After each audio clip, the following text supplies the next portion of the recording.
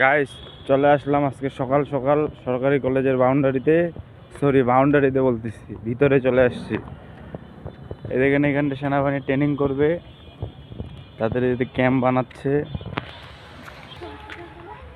চারিদিক একবারে সুন্দর মনোরম পরিবেশ।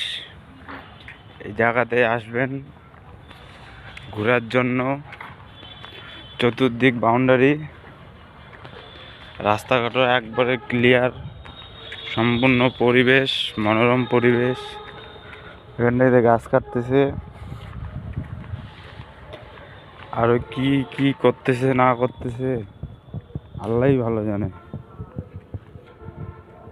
তুই है मुझको बता दे जाऊँ मैं आना अपने तो दिल के बता दे जाऊँ मैं आना दिल भर के सोचा दिल में